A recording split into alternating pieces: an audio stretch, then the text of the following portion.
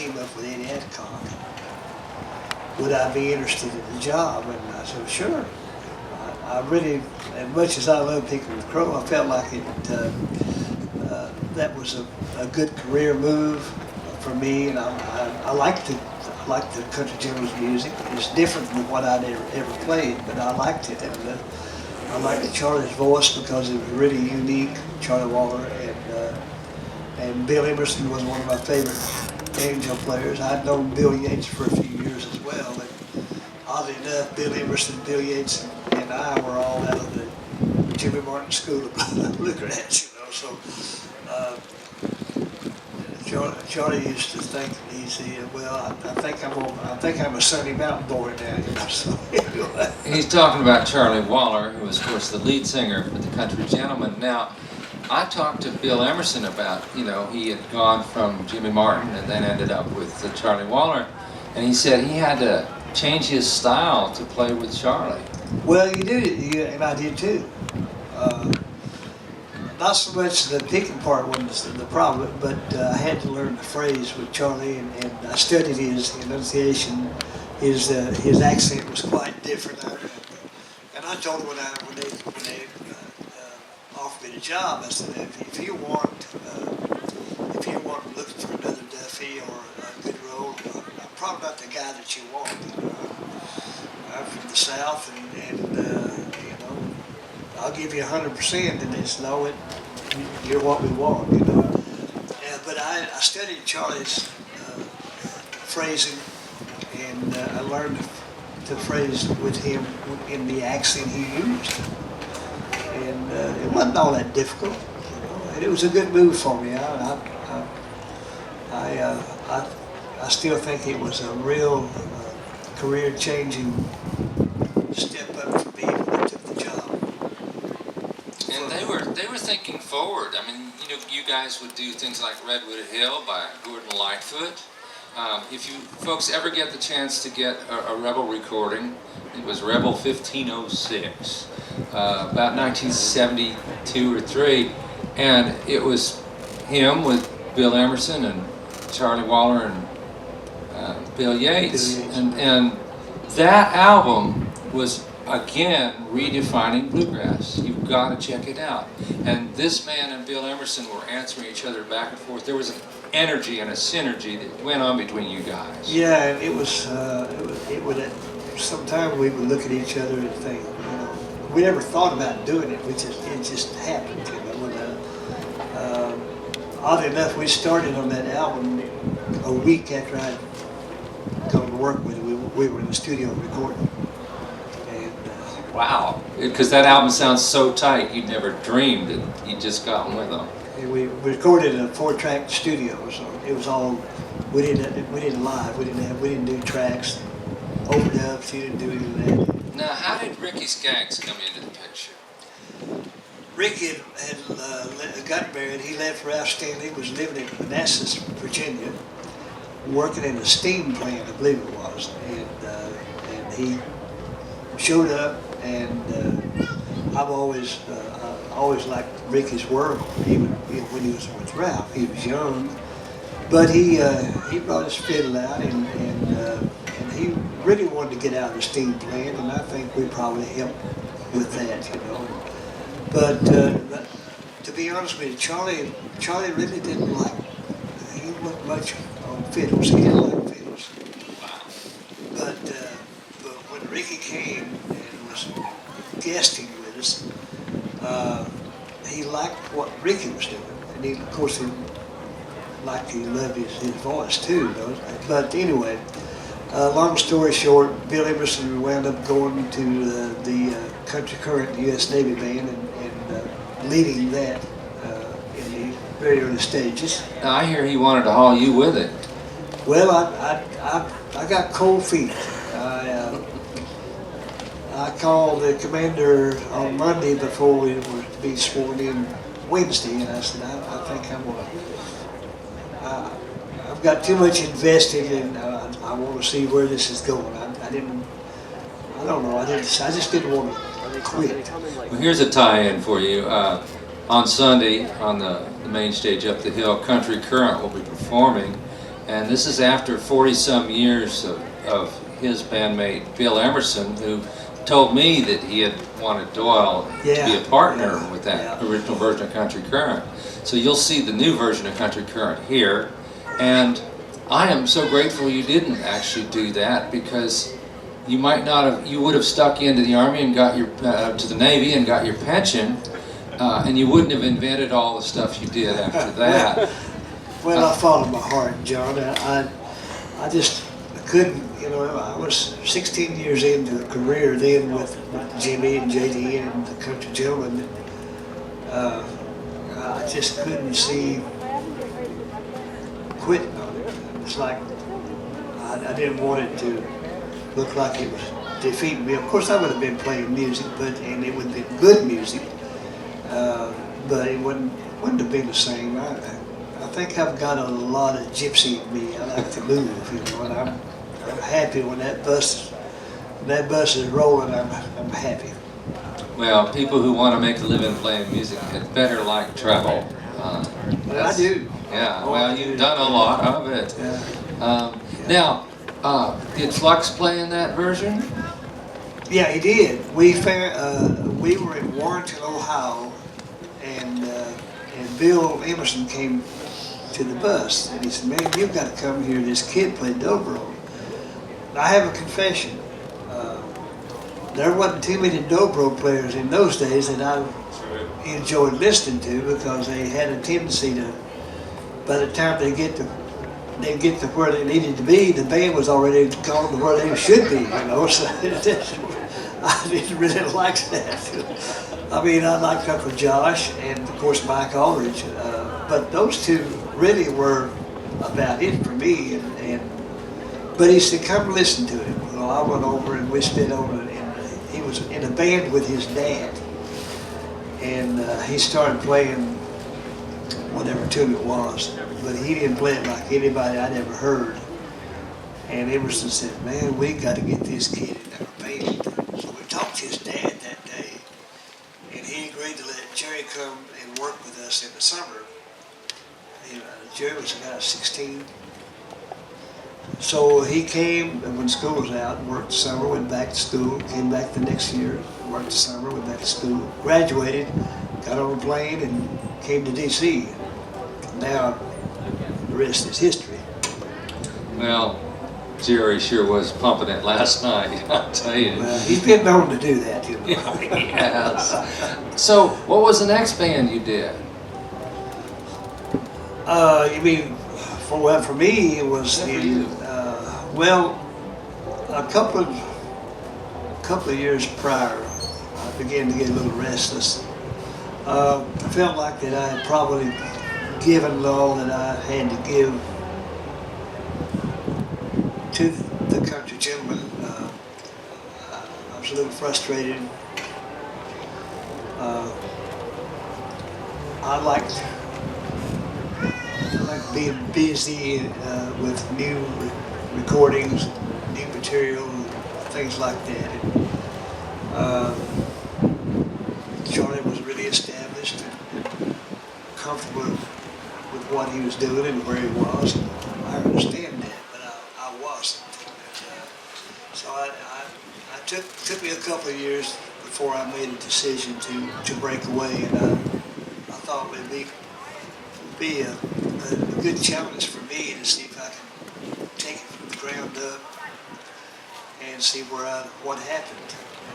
And that was on April 1st, 1979, when I tried my wings, and I'm still flying. Well,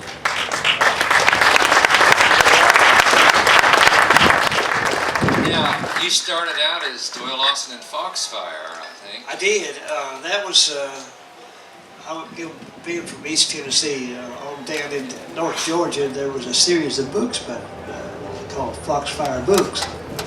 And it was so akin to the way I grew up. And of course, this is prior to all the internet information we have. You couldn't Google or whatever and find out what you needed. It was all trial and error, and I looked around and I didn't really see anybody that had was using that name until the word got out that I was using it. Then I began to get these letters and things from people saying that they were using the name Foxfire. I think and I didn't want that. The lady called one day, she called the office and said, we've been using the name for 6 years. She was down in Kansas or somewhere. And I said, well, man, let me tell you something. You use it with pride, because the last thing I want to do is be mistaken for somebody else. So good for you. So I was home visiting my parents, and my mother and I would always we'd sit down at the kitchen table, and she was the one I could always talk to. And I said, Mom, I need a name for my band. I want it to be different, but yet people would remember it. I don't want it to be a review, a mountain, a river, or a Playboy. No kind of gentleman's anything that I want it to be. So we were tossing names back and forth, and she said, Quicksilver is a good name. And she said, a common definition is it's known to be a force to be reckoned with, that's unstoppable. Well, that kind of, I said, I really hope that's what I can do. Maybe carve me out a place in this world of music for myself, and because my mother always told me I could do or be anything I wanted to with willpower and perseverance. And my dad said, whatever I did, it didn't matter what it was. What you do it the very best you can, or you don't do it at all. And I've taken those two things, they've stayed with me my entire adult life, and they've served me well. I think they still do. Well, you've talked about willpower and perseverance. If you want to make it in the construction company or in the arts, you've got to have both, no matter what. Oh, and you do. Yeah. That defines this man right here, perseverance and willpower. When you think of all the things that the challenges he's taken on, he's won most of them. And if he didn't win any of them, we don't know about it. I'll tell you a funny story, real quick. One of the earlier places that we played, it was in Johnson City, a place called the Down Home Picket Parlor. It's still there, and it wouldn't seat but maybe 100, 110 people or so, but they would just pack that place out. So we went there one night, and Willie Nelson was called the owner, Joe. He said, "Who you got in there?" And he said, "Man, I got Doyle Lawson and Quicksilver. We got a new band." And he said, "He's burning it up." Well, why do you leave the country gentleman? He said, "Well, he wanted to try it on his own." He said, "Well, he was running that band anyway." I wasn't, but That's funny. So what made you choose the musicians you got? What values did you look for in bandmates? Well, the first thing I thought of, I wanted a good, strong rhythm guitar player, and I knew about a year or so prior to me leaving, I had produced one side of an LP for a group called Southbound, and it was Lou Reed, Jimmy Haley, and I don't remember the other two, but I remember two things. I remember how strong a rhythm guitar player Jimmy was, and had a greater voice than Lou Reed had. And Lou could play about anything, And Jimmy was a good, strong lead singer, so he was the first guy I called. Told him what I was looking to do, and he was really interested in it. I asked about, and of course, back in those days, he was Lewis.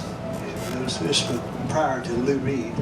Lou Reed came into being after he came in with me because nobody could pronounce his last name. How did he pronounce it? Pyrtle, Pyrtle, but it would be Prickle, and he was called everything. So I said, "What's your middle name?" He said, "Reed." I said, "Why don't you be Lou Reed?" And it took him a while to come to grips with it, But anyway, but I said, "Nobody can pronounce your last name." But anyway, so I asked about Lou, and he said, he would talk to him, and I said, well, what I've got you on the phone? Any good banjo players hanging around? He said, well, Terry Balkin's been driving down from Monroe and sitting in with us. So the three of them came up, and we picked a little bit. I wish I could tell you that the magic was there immediately, but it wasn't. But we thought we'd give it another shot. And second rehearsal or second get together, it clicked, and I think we all kind of looked at each other because it was evident there was something that happened, you know. So we decided to go with it, and but with Lou and Jimmy and Terry, I had a lot of different ways that I could do my harmonies, and I wanted to get away from the identity that I had, so that they would not be as prone to compare me to where I was. And the way to do that was to sing a part other than tenor all the time. And so I started doing some lead and baritone, and I would do tenor, but we would mix it up. Sometimes Jimmy would sing lead, sometimes Lou would, whatever. But I didn't want them to immediately say, well, it sounds just like he did with whoever. And that was my approach to it. And so having the ability to do the different harmonies gave me a lot of flexibility. Where did you get the idea for that Jesus Carry Water number you did? They did a number with a performance of a cappella with rhythm section with it for the voices. It sounded to me like a pop work or something going on. Where'd you get that idea? That's my Calliope song. Do that. Well, when I was a kid, we would listen to WSM, or I would late at night. I like to hear the WSM radio in Nashville. It was a 50,000 watt station. But along about that time, I went on and discovered a station on the other side of the dial, WLAC. And WLAC played a lot of rhythm and blues and blues and black gospel. But I listened to Randy's Record Mart, the John R. Show, the Hoss Man, and people like that, And I heard some great black quartet music that just really, I still love it. And so I wanted to do that. And I thought, well, hey, try it. In the early days, we threw everything out except the barn door. What they liked we kept. They didn't take to it too much. Then we got rid of that and tried something else until I got something that people would identify me with. And, identity, John, as you know, identity creates longevity. Well, you had everything. You had the melody, you had the harmony, and you had all these counter rhythms going on. So your voices were a whole band. They were like an orchestra and a band, and an R&B section and a gospel quartet all wrapped in one. Well, the way we learned that, I've been playing around with it, and we were doing a month-long gig at the Post Lounge in Lexington. It was the Red Slipper Lounge when I was there with Crow. This was in the last days of them having music continuous like that. And they didn't have a band that would play year-round like Crow did, but they'd have different groups. So I came in for a month. I was going to visit a friend of mine. I said, hey guys, y'all work out some harmony structures. I've got my lead, and I'll come back and we'll put it together. When I came back, that's what they had, and that's what we ran with. Well, tell me this, in all those years you were with, running Quicksilver up and down the highways and byways, how did the Bluegrass album band thing come around? Well, I've known Tony, his older brother, Larry Rice, and I at one time lived next door to each other. Tony would come up and visit, and just a kid, but he would sit and pick his guitar all the time, even when he ate breakfast, which his breakfast is about 2 o'clock in the afternoon, you know. But it'd take him 2 hours to eat breakfast because he'd pick his guitar, and eat a little bit, pick his guitar. But then when I went to the gentleman, it was just a natural thing for Tony to come on and step in where fill the slot where I had been. But I got a call about a year after I had put my band together. It was Tony, and he said, "I want to do a traditional bluegrass album." He said, "I want people to know where our roots are."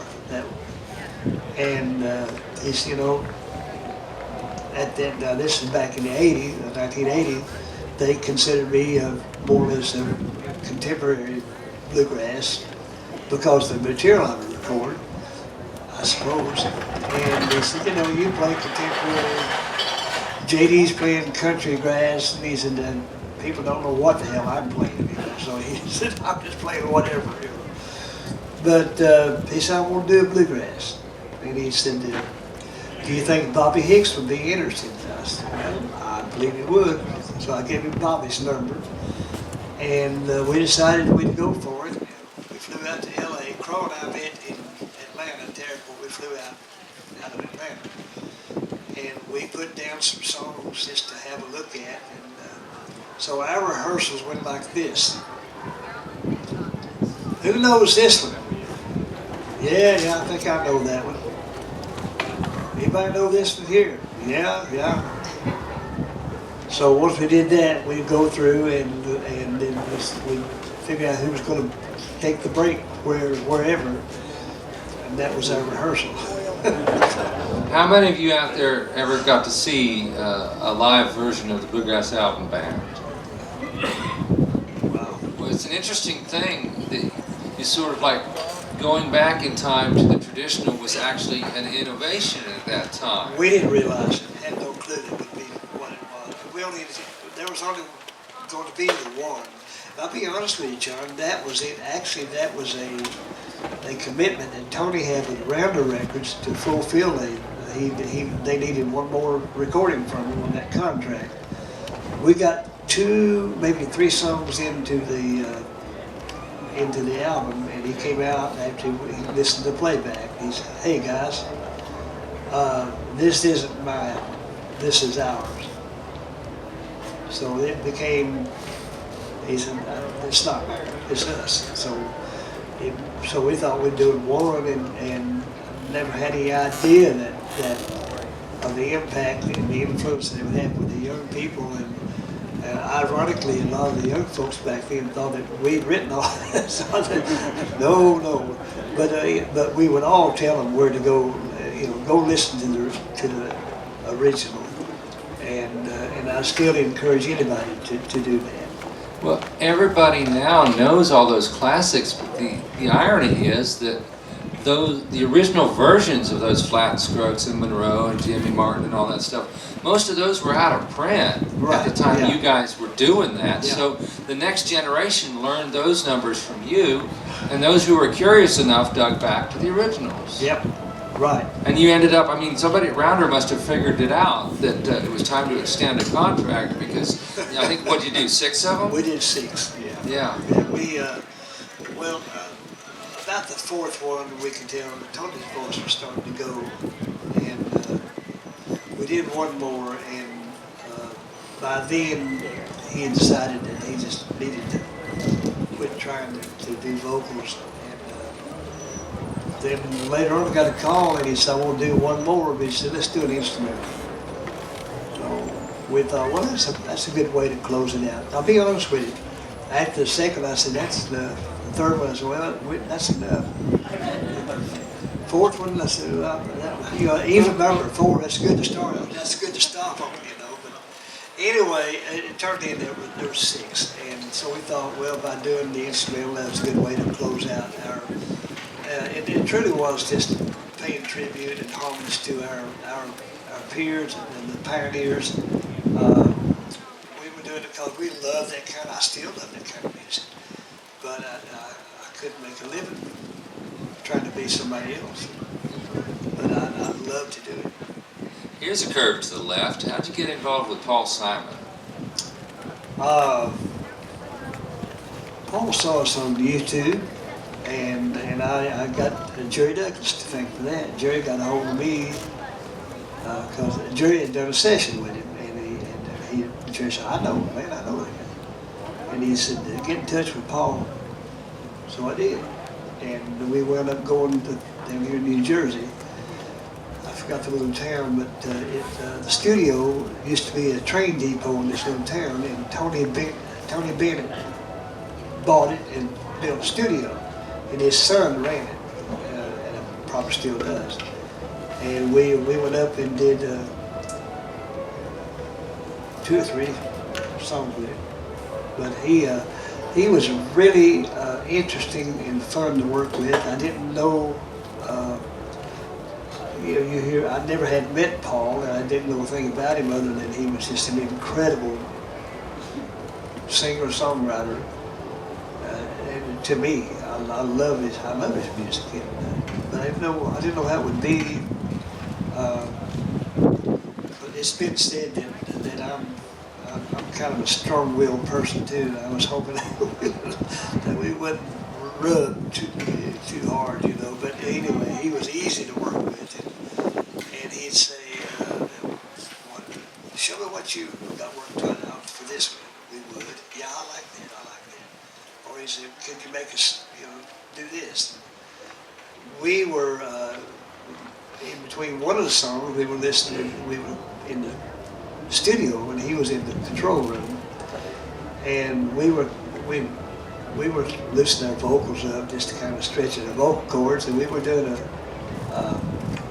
acapella song that I recorded called "No Other Fountain." He heard us doing that. He said, "Can you do that? Can you hum that melody?" I said, "Sure." And we did, and he put it in that song, and there was absolutely no relation, no kinship at all, but he made it work, and it sounded great. But I found him very interesting to work with in the fact that we started at the end of the tune and worked backwards. It was one thing that I thought was kind of different, but we did our tracks. We would do it in loops. We loop it just over and over. It comes, they don't stop. You just do it and do it and do it maybe 10, 12 times, and they'll pick what they want. But it was a lot of fun. What, in your storied career, I don't know how many albums you've made, do you? Overall? Yeah. Probably, let me think, I don't know. It's a lot. 60 or 70 maybe. 60 or 70 albums. 40 what would be, thinking back, like your favorite recording, the one that really floats your boat?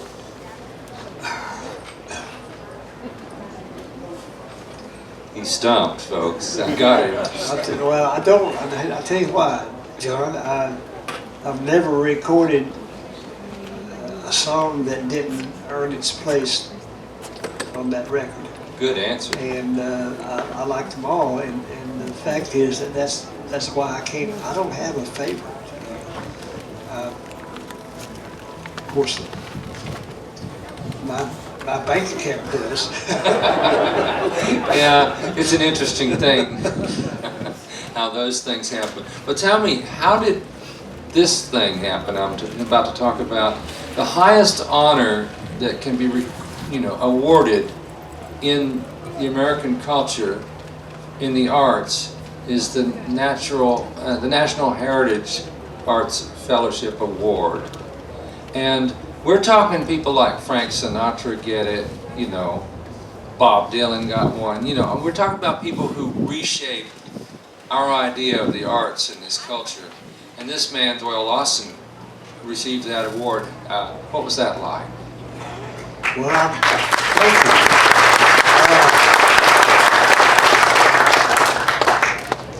I'm still pretty much in awe about all that. It came through the fact that I brought a new look and a new sound to gospel music and bluegrass, I think, that that had never been there before in such a pronounced, deliberate way that I did. And I think that had a lot to do with it, and probably more than anything, because the stuff that I did came right out of my roots. You know, that's what I grew up with. And I think that had a lot to do with it. I don't know why they decided to do that. There's a lot of people that deserve it, probably knew we get it. It's like the Hall of Fame that, you know, I went in 2012, and there's so many people that I know that deserve to be there. And I'm puzzled as to why they would pass over some and not the others. Well, we're not puzzled. We're honored that a member of our community got the highest award you can get in our culture. And so before we take it out here, one, I want to thank you for coming and being part of this. I think it's really important that we reconnect with the history of our culture and our roots. And men like Doyle Lawson have been a big part of that. Now I'm going to put you really on the spot. I'm going to now...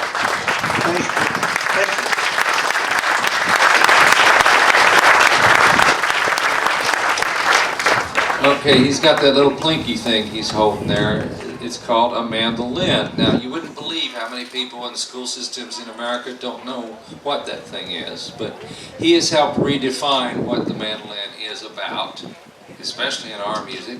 And I would just wonder what you would sound like all by your lonesome on something. Terrible, that's why I've got a band.